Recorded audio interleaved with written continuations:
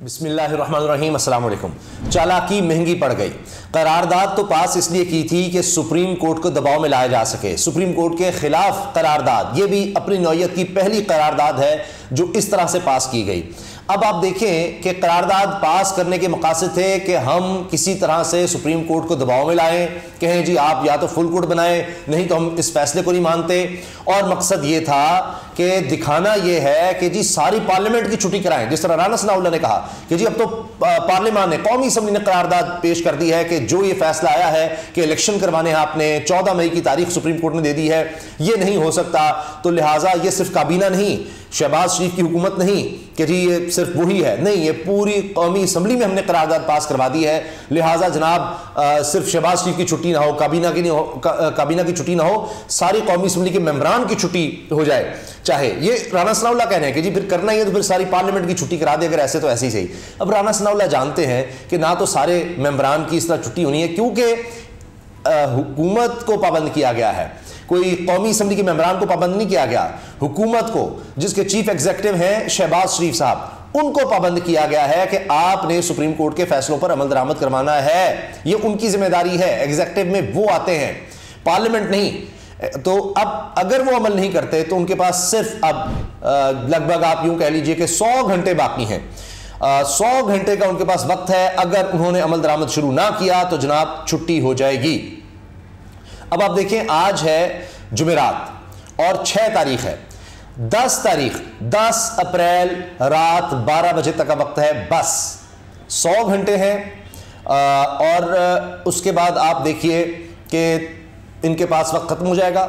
12 बजे रात तक अगर इन्होंने 21 अरब रुपया ना दिया इलेक्शन कमीशन को तो फिर उसके बाद कहानी खत्म है। ये तो कह रहे हैं कि जी हम नहीं ताबन करेंगे, ये करारदाद हमने इसलिए पास करवा ली थी, शायद कोई सुप्रीम कोर्ट पीछे हट जाएगी। नहीं, अब ये सिर्फ एक बयानिया बनाने की कोशिश कर रहे हैं कि जी सुप्रीम कोर्ट का फैसला गलत है, हम सब ठीक हैं, कानून आइन में इस तरह की चीजों की कोई गुंजाइश नहीं है। सुप्रीम कोर्ट ने जब कह दिया आपको उसका हुक्म मानना होगा। इमरान खान साहब वाजे कर चुके हैं कि हम सड़कों पर होंगे।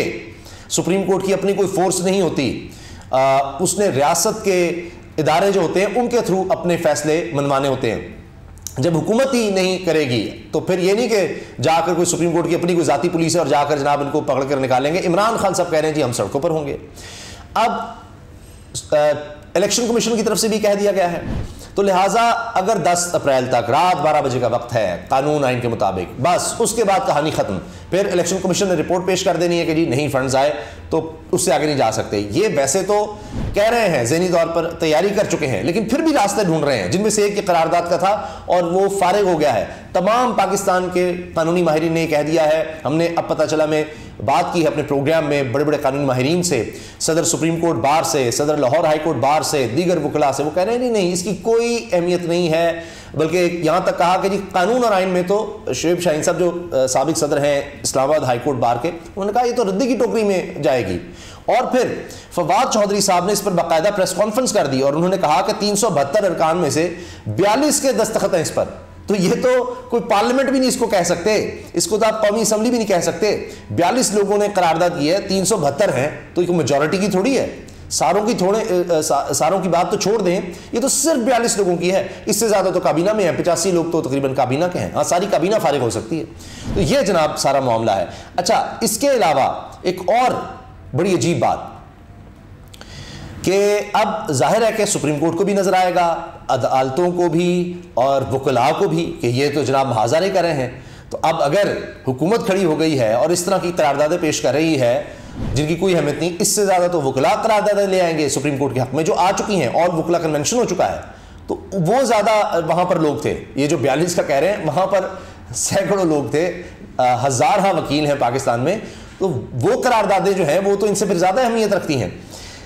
इलेक्शन कमीशन 22 अप्रैल से नए निगरान सेटअप के लिए मुशावरत करे, फवाद चौधरी ने कह दिया 22 अप्रैल से, क्योंकि 90 दिन के लिए आइन में लिखा है निगरान सेटअप आ सकता है। 90 दिन से जो ही ऊपर जाएंगे 22 अप्रैल को तो वो गैर कानूनी हो जाएंगे। सीधा अगर किसी चीज पर दस्तखत किए निगरान सेटअप ने, कोई अहकाम जारी किए, तो सीधा आर्टिकल 6 आइन की खिलाफ वर्जी का आर्टिकल लग जाएगा और उसमें सजा हो सकती है। ये फवाद चौधरी ने कह दिया, लिहाजा वो एक रास्ता दे रहे हैं कि दोबारा मुशावरत करके फिर केटर सेटअप कुछ और लेकर आए, और यहां तक कह रहे हैं कि हम भी सुप्रीम कोर्ट के फैसले से मुतमईन नहीं है, क्योंकि 90 दिन का कहा गया है आइन में, 90 दिन के अंदर अंदर इलेक्शन होने चाहिए थे। 14 मई उससे आगे की तारीख है, 30 अप्रैल की भी आगे की थी, लेकिन वो कह रहे हैं कि चूंकि सुप्रीम कोर्ट का हुक्म है, हम पर लाजमी है मानना, इसलिए हम मान रहे हैं, वरना वो कह रहे हैं कि जनाब 90 दिन के अंदर इलेक्शन होने चाहिए थे। अब ये जो पैसों के बहाने बना रहे हैं ना, उस सबको पता है बड़े मज़ाक का खेज हैं। चाहे वो बजट को आप देख लें, चाहे आप इनको ये देखें कि किस तरह से ये 6 अरब रुपया तो एक प्रोजेक्ट के लिए, एक अंडरपास के लिए इन्होंने जारी कर दिया। फिर पंजाब हुकूमत ने मुलाजमिन की वेलफेयर ग्रांट्स में बड़ा इजाफा कर दिया। अगर ये चीज़ें हो सकती हैं तो 21 अरब रुपया क्यों नहीं अरेंज हो सकता? तो वो बात ही ख़त्म हो चुकी है। इसके साथ साथ नवाज शरीफ साहब को बता दिया गया है पंजाब में इलेक्शन के हवाले से कि लीगी अरकान असम्बली ने आला क़यादत को तहफ़्फ़ुज़ात से आगाह कर दिया है। AR की खबर है कि जी हम फारिग हो जाएंगे, महंगाई, बेरोज़गारी, मुआशी अबतरी इतनी है, हमारा कुछ नहीं बचना, उनको बता दिया है। और बचा लें, हर सूरत इलेक्शन से बचाएं, कुर्बानी देनी पड़ती है, दे दें, इलेक्शन किसी सूरत नहीं होने चाहिए, ये कहा गया है तमाम लीगी लोगों की तरफ से, और हमारी शिकायतें भी दूर करें। अब हालत यह है, इन्होंने इतनी बर्बादी कर दी है कि खबर मेरी नज़र से गुजरी, मैंने कहा आपसे ज़रूर शेयर करें। 13 जमातें हैं इस वक्त हुकूमत में, और हुआ क्या है, अवैस हमीद साहब बड़े ज़बरदस्त साफ़ी हैं, एक्सप्रेस से वाबस्ता, वो कह रहे हैं जी खबर शेयर करते हुए, 13 जमाती हुक्मरान इत्तेहाद का कारनामा, तारीख में पहली मरतबा बगैर कुरानदाजी हज इखराजात इतने बढ़ गए कि दरखास्तों का कोटा भी पूरा ना हो सका। मुजबी कोटा 1,79,210 है, जिसमें सरकारी कोटा है 89,605 लोगों के लिए, आज़मीन आज के लिए 89,605। दरखास्तें कितनी आई हैं अंदाज़ा लगाएं, 72,869 दरखास्तें आई सिर्फ। ये पहली दफ़ा हो रहा है, वरना दरखास्तें ज़्यादा होती थी, कुरानदाजी होती थी कि अच्छा इनके नाम निकल आए हैं, सिर्फ ये लोग जा सकेंगे क्योंकि कोटा इतना है। और अब इतना महंगा कर दिया इन्होंने हज कि दरखास्तें उतनी नहीं आई जितना कोटा है। तो ये सूरत हाल जब होगी, आज भी आटे की लाइन में एक शख्स जहां बाक हो गया है, 18 तादाद होगी सरकारी तौर पर, वैसे राशन की तकसीम में दर्जनों लोग जहां बाक हो चुके हैं, हम अंदाज़ा लगाएं। तो जब सर्वेज आते हैं तो फिर यही चीज़ हमें नज़र आती है। जल्दी से मैं आपके सामने रख देता हूं, जिससे नज़र आ रहा है कि करारदादें पास करना या आएँ बाएँ शाएँ करना भी कुछ नहीं, इनकी कहानी ख़त्म है। और मैं आपसे अर्ज़ कर रहा हूँ कि ये 10 अप्रैल आप जहन में रख लें ये तारीख, क्योंकि सुप्रीम कोर्ट ने लिख दिया है, एक एक चीज़ लिखी हुई है। 10 अप्रैल को ये करना है, उसके बाद इस चीज़ की रिपोर्ट चाहिए, इस चीज़ की रिपोर्ट चाहिए, 14 तक का जो शेड्यूल है वो है। और इलेक्शन कमीशन ने भी कहा है कि बिल्कुल ये शेड्यूल हमारा भी यही है, इस पर अमल करना है।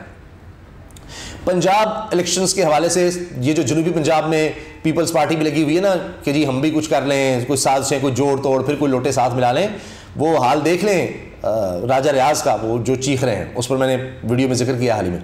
डेरा गाजी खान डिवीजन, पंजाब असम्बली की सीट्स हैं 30, जिनमें मुजफ्फरगढ़ से 12, लिया 5, डीजी खान 8, राजनपुर 5, 25 सीटें, 30 में से 25 सीटें पीटीआई जीत रही है। पीएमएलएन सिर्फ 1, पीपल्स पार्टी 0, इंडिपेंडेंट 2, अदर्स 2, बाकी जमातें। अच्छा, Punjab Republic policy think tank है, इसने सर्वे किया पंजाब इलेक्शंस के हवाले से कि फैक्टर्स क्या हैं, कि लोग क्या चीज़ देखकर वोट दे रहे हैं, उनका रुझान क्या है, किस तरह से, यानी win factors to win constituency in Punjab. Punjab में क्या फैक्टर्स हैं जो किसी को जिताते हैं, जिनमें 50 से 65% हाथ है पॉलिटिकल पार्टी का, कि पार्टी कौन सी है। 50 से 65% सिर्फ और सिर्फ ये फैक्टर है। और इस फैक्टर के अंदर भी पॉलिटिकल पार्टी का मतलब है कि उसकी पॉपुलैरिटी कितनी है, उसकी ऑर्गेनाइजेशन कितनी स्ट्रांग है। मुकाबला कर लें इस वक्त कौन पॉपुलर है, किसकी ऑर्गेनाइजेशन स्ट्रांग है। फिर है 15 से 25% इस चीज़ को देखा जाता है वोटर की नज़र में कि इलेक्टेबिलिटी ऑफ कैंडिडेट, कि कैंडिडेट कितना स्ट्रांग है। और इसमें है जी पर्सनल वोट बैंक कैसा है, इलेक्शन कैंपेन उसने कैसी चलाई है। 15 से 20% फैक्टर है जी पोलिंग डे मैनेजमेंट, कि उस दिन मैनेजमेंट कैसी होती है, कि ट्रांसपोर्टेशन ऑफ वोटर्स कैसे है, स्ट्रॉन्ग पोलिंग में वहाँ पर जान कैसे, किस तरह के लोग लगाए हुए हैं, ये जो करते हैं जी खाना पीना लगा दो, वो सिर्फ 15 से 20% है। 50 से 65% तो सिर्फ और सिर्फ पॉलिटिकल पार्टी की पॉपुलैरिटी है, वो सबसे ज़्यादा जा रही है। बाकी तो अब फारिग हो गए ना महंगाई से ही। अच्छा, फिर डेरा गाजी खान डिवीजन का मैंने आपसे अर्ज कर दिया, popularity political parties in Punjab, कौन कितना पॉपुलर है। 68% पॉपुलैरिटी इस वक्त सिर्फ और सिर्फ अकेली पीटीआई की है, सारी जमातें मिलकर इसके करीब भी नहीं आ रही। पीएमएलएन जो गढ़ कहती थी पंजाब को 18%, टीएलपी 6%, तरीके लबैक, और पीपल्स पार्टी इससे भी नीचे है जी, सिर्फ 3%। जमात इस्लामी 1% और बाकी दीगर जो जमातें हैं वो 4%। लाहौर डिवीजन की बात करें, जिसने लाहौर जीता उसने पंजाब, जिसने पंजाब जीता उसने पाकिस्तान, सबसे ज़्यादा सीटें यहाँ हैं। 36 पीटीआई जीती नजर आ रही है 52 सीटों में से, 16 PMLN, People's Party 0, independent 0, other भी 0। फिर इसके अलावा फैसलाबाद डिवीजन 38 में से 27 PTI, 8 PMLN, 1 People's Party, 1 independent और 1 सिर्फ कोई और जमात। Rawalpindi division 24 PTI, 1 PMLN, 1 People's Party, 1 independent और ये जनाब कुल 27 पंजाब की सीट्स हैं रावलपिंडी डिवीजन में। सरगोदा डिवीजन में भी यही हाल है, 17 पीटीआई, 21 में से 3 पीएमएलएन, 0 पीपल्स पार्टी, 1 इंडिपेंडेंट और 0 कोई और पार्टी ले जाने का यानी अंदाजा है। गुजरांवाला और Gujrat division Punjab assembly seats 44 हैं total, 31 PTI, 13 PMLN, People's Party 0, independent 0, other 0। तो ये जनाब टोटल अगर पंजाब के इलेक्शंस का अगर आप देखें टोटल, अब मैं आपको मुख्तसरन, पीटीआई 220 से ज्यादा जीतती नजर आ रही है, पीएमएलएन सिर्फ और सिर्फ 50 से ज्यादा, पीपल्स पार्टी 6, इंडिपेंडेंट 15, अदर्स 6। अब अगर आप देखें ये 2/3 से कहीं ज्यादा है, ये बाकी सारी पीडीएम की जमातें दीगर शामिल भी हो जाएं तो इलेक्शन से पहले ही ये जो पता लग रहा है, आप देख लें कि 2/3 तो कोई काम ही नहीं है, इसीलिए ये भाग रहे हैं, इसीलिए इनकी चीखें निकली हुई हैं, अब ये बच नहीं पा रहे। और इसके साथ जनाब ये बात कि 22 अप्रैल के बाद निगरान हुकूमत आगे जाएगी तो जी आर्टिकल 6 लगेगा, इस पर प्रेस कॉन्फ्रेंस बाकायदा की है फवाद चौधरी साहब ने। उन्होंने कहा है कि जी कि कौमी सलामती का इजलास हो रहा है, इजलास के लामी से इदारों की पोजीशन का पता चल जाएगा कि इदारे कहाँ पर खड़े हैं। ये भी इजलास इसलिए बुला लिया हमारी कोई मदद की जाए। और फिर उन्होंने कहा है कि जी ये तो मजाक है कि पार्लियामेंट एग्जीक्यूटिव जुडिशरी अपना अपना वो कोई इख्तियार उनका अपना है, आइन में बड़ा वाज़े है, लेकिन ये तो मजाक है कि असेंबली में 42 लोगों ने करारदाद पास कर दी, मार्शल लॉ लाए, बगैर इलेक्शन तो नहीं रोका जा सकता। और सादा सी बात है कि 90 दिनों में तो इलेक्शन को होना है, इससे आप भाग नहीं सकते। और इसके साथ साथ ये कि जी इस्टेब्लिशमेंट और मौजूदा हुकूमत के साथ बैठने से कोई इनकार नहीं, हम मुज़ाकरात के तैयार हैं, लेकिन आइनी तरमीम करें और इलेक्शन के अलावा किसी बात पर हम नहीं मुज़ाकरात करेंगे, तो इसी पर चीज़ें आगे बढ़ानी है।